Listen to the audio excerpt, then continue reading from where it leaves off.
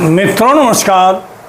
पावन ज्योतिष प्रभात YouTube channel पर आप सबका स्वागत है। आज के वीडियो का शीर्षक है जीवन की हर घटना का समय कैसे जाना।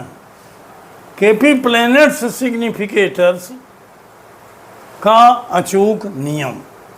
जी हाँ मित्रों, आज हमने केवल केपी लग्न आमलिक कास्प चार्ट दिया है, नेचुरल कुंडली दिया है और कुछ संकेत यहाँ दिया है। आज किसी दूसरे का बर्थ चार्ट नहीं दिया है। लेकिन पिछली वीडियो कि जब आपके भाग्य में क्या लिखा है इसको डिक्टेट कर रहा था, एनालिसिस कर रहा था, एनालाइज कर रहा था, उस समय हमने कहा था कि अगली वीडियो मैं घटना के समय पर डालूंगा। भाग्य में क्या लिखा है इसको आप समझ गए उस वीडियो से, लेकिन भाग्य में जो लिखा है वो घटना कब होगी उसका समय कैसे जाने, तो वहाँ केपी कस्पल सिग्निफिकेटर था, यहाँ है केपी प्लैनेट्स सिग्निफिकेटर। क्या आपकी कुंडली ये बता सकती है कि कोई घटना कब होगी, जीवन की कोई महत्वपूर्ण घटना कब होगी। केपी में प्लैनेट सिग्निफिकेटर घटना को समय निर्धारण करने वाली कुंजी है। यद्यपि घटना का समय दशा अंतरदशा से निकाला जाता है, प्रत्यंतर से निकाला जाता है, और कई बार हमने बताया घटना के प्रमुख और सहायक भावों से निकाला जाता है। लेकिन असली चाबी प्लैनेट सिग्निफिकेटर के पास है। उसी पर आज ये वीडियो आधारित है। आइए हम वीडियो पर बात करते हैं और बड़ी ही महत्वपूर्ण जानकारी दूंगा। अगर पहले वाली वीडियो आप देख लेंगे भाग्य में क्या लिखा है, और उसके बाद आपकी एक जिज्ञासा होगी कि भाग्य में तो लिखा है लेकिन होगा कब, तो उस जिज्ञासा के समाधान के लिए यह वीडियो भी देखना ज़रूरी है। आशा है मेरा पूरा वीडियो आप पूरे समय तक देखेंगे। अगर चैनल पे नए हैं तो इसे ज़रूर सब्सक्राइब करिए, मेरे चैनल को हाइप करिए, वीडियो पसंद आवे तो लाइक करिए, अधिकतम मित्रों को शेयर करिए, अंत में एक प्यारा कमेंट जरूर लीजिए। आइए आते हैं हम बोर्ड पर। जी हाँ मित्रों, तो यहाँ हमने 3 कॉलम दिए हैं। एक दिया है दशांतर प्रत्यंतर। हमने अभी बताया है कि आपके दिमाग में यही है कि घटना का समय दशांतर और प्रत्यंतर से निकाला है। जी हाँ, सूर्य से लेकर शुक्र तक कुल 120 वर्ष की दशा होती है जो केतु से शुरू होती है और बुध तक रहती है। केतु 7 वर्ष, बुध 17 वर्ष, इस तरह से इसी तरह से शुक्र 20 वर्ष, सूर्य 6 वर्ष, इस तरह से कुल 120 वर्ष की महादशा होती है। महादशा तो वर्षों में होती है, लेकिन जब अंतरदशा निकालते हैं उसका थोड़ा छोटा खंड करते हैं तो वर्ष और महीना थोड़ा छोटा खंड होता है, लेकिन कुछ वर्ष कुछ महीना आ जाता है। लेकिन उस कालखंड को भी जब प्रत्यंतर निकालते हैं, जिसको आप विदिशा कहते हैं, तो वह दिन से लेकर महीने में होता है। जैसे सूर्य का 6 वर्ष है, सबसे छोटा महादशा खंड है, तो 6 दिन 9 दिन इस तरह से विदिशा आएगी। और शुक्र का ज़्यादा कालखंड है, इतना तो वो 2 महीना, मतलब दिन से महीने में प्रत्यंतर आता है। मतलब सूक्ष्म कालखंड दिन और महीनों में आता है, मध्यम कालखंड महीना और वर्षों में आता है, और विस्तृत कालखंड महादशा में आता है, जो वर्षों में ही आता है। आप समझ गए। अब दूसरा विषय है भाव समूह। जीवन की कोई घटना है, जैसे आपका नौकरी है, नौकरी के लिए 6वां भाव प्रमुख है, विवाह के लिए 7वां भाव प्रमुख है, धन के लिए दूसरा भाव है, संतान के लिए पांचवा भाव है। तो नौकरी है, विवाह है, संतान है, धन प्राप्ति है, कोई घटना जीवन की जो है, चाहे वो देश की है, विदेश की है, अपने संबंधित कोई घटना, सबके प्रमुख भाव हैं। लेकिन हमने भाव समूह की बात किया है, एक चना भाड़ नहीं फोड़ सकते। जैसे नौकरी हम पहले लेते हैं, तो नौकरी, अब नौकरी के लिए छठवां भाव प्रमुख है। यहाँ हमने 3 काम दिया है, नौकरी, विवाह और संतान। और ज़्यादा घटनाएं इसी नियम से आप देखें, हम नौकरी पर जो नियम बताएंगे वही सभी घटनाओं पर नियम भाव। अब नौकरी का प्रमुख भाव है छठवां और सहायक भाव है 10, 2, 11। छठवां, 10वां, दूसरा और 11, ये प्रमुख सहायक आप याद रखें। इनके कॉम्बिनेशन से ही घटना होती है, कार्य होता है। ऐसा नहीं कि अकेले कोई भाव आ गया तो घटना, नो, इनका कॉम्बिनेशन जरूरी है। इसको 6, 10, 2, 11 नौकरी के लिए मान। अब मान लीजिए नौकरी का कोई ग्रह ए है, ठीक। हमने बार बार बताया है कि केपी पद्धति नक्षत्र बल पर आधारित पद्धति है। अब तक जो भी पद्धति रही है वो नक्षत्रों को उतना विशेष ध्यान नहीं देते थे। इन नाते 28 वर्षों अध्ययन के बाद मैंने उसको छोड़ दिया, और जब केपी का अध्ययन 8-10 साल किया तो मुझे लगा कि यही सबसे बड़ी साइंस। तो इस पर बात हमने किया है। मतलब नक्षत्र, फिर समझा दें, ग्रह होता है, नक्षत्र होता है, उसका उपनक्षत्र होता है, और फिर उपनक्षत्र का मतलब प्लेनेट सिग्निफिकेटर इसी को कहते हैं। प्लेनेट किस नक्षत्र में है, किस उपनक्षत्र में है, और वो उपनक्षत्र स्वामी किस नक्षत्र। हर ग्रह, चाहे नक्षत्र हो चाहे ग्रह हो, किन्हीं किन्हीं भावों का सिग्निफिकेटर होता है, इसको आप जानते हैं। तो भाव समूह को इसमें हम देखेंगे नौकरी के लिए। मान लीजिए ये ग्रह है, हम बार बार बता चुके हैं कि ग्रह अपने द्वारा जिन भावों को बताएगा, जैसे ये है अपने द्वारा 1, 2, 3, 4, 5, 7, 10, 9, 11 जो भी भाव, ये फल नहीं है, ये सोर्स ऑफ रिजल्ट, मतलब माध्यम ग्रह बनेगा। लेकिन रिजल्ट क्या होगा, नक्षत्र के बाद। जो नक्षत्रेश है, नक्षत्र का स्वामी, उसमें जो भाव आए हैं वही मेन रिजल्ट है। लेकिन वो मेन रिजल्ट की क्वालिटी तय करता है उपनक्षत्र, उसी ग्रह का सब लार्ड। लेकिन वो भी क्वालिटी ही तय करता है। उसके नक्षत्र को देखिए तो रिजल्ट परफेक्ट बनाने, एकदम बोल देता हाँ घटना होगी।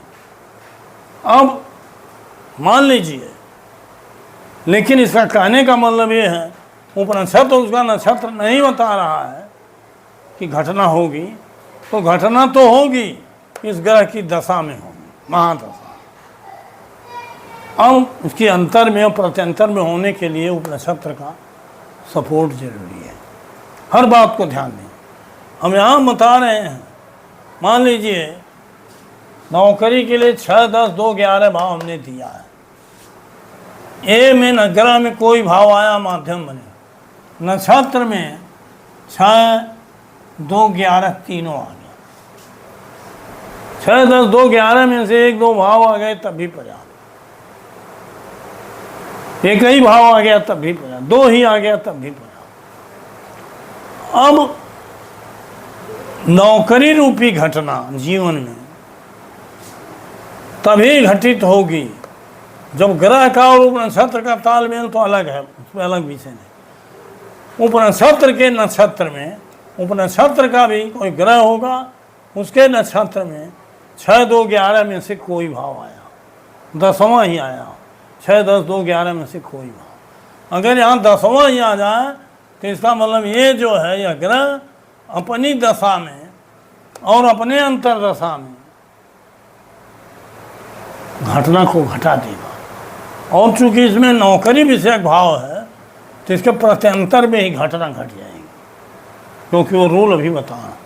लेकिन मान लीजिए नक्षत्र में 6, 2, 11 में मेन भाव ही आ गया है, लेकिन वो नक्षत्र में स्वयं में जो भी भाव आया है वो ग्रह की तरह सपोर्ट ही, ये सोर्स ऑफ रिजल्ट ही होगा। और उसके नक्षत्र में अगर 6, 10, 2, 11 में से कोई भाव नहीं है, 5 आ गया, 4 आ गया, 9 आ गया, यहाँ तक कि इस नक्षत्र के दृष्टि में भी कोई 6, 10, 2, 11 में से भाव नहीं आया, इसका मतलब ये प्रॉमिस नहीं कर रहा।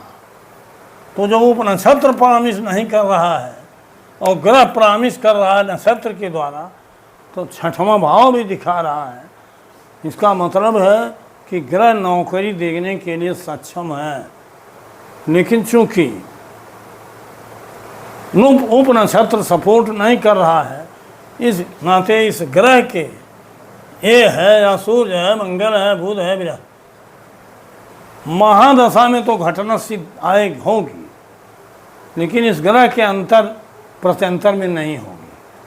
क्योंकि अगर यहाँ 6, 10, 2, 11 में से कोई भाव आ गया होता तो इसके अंतर और प्रत्यंतर में ही घटना हो जाती, लेकिन ऐसा नहीं है। इन नाते महादशा में घटना होगी, इसके अंतर प्रत्यंतर में। अब मान लीजिए किसी महादशा, इसी ग्रह की दशा में कोई अंतरदशा है, वो अंतरदशा स्वामी मान लीजिए बी है, इसके नक्षत्र में 2, 11, 6, 2, 11 नहीं आया, 2 आ गया, 10 आ गया, 9, 10 आ गया, तो इसका मतलब 6, 10, 2, 11 में से इसके नक्षत्र में आया है बी नामक नक्षत्र, और इसके उप नक्षत्र के नक्षत्र में 11 आ गया, तो 2, 10, 11 आ गया।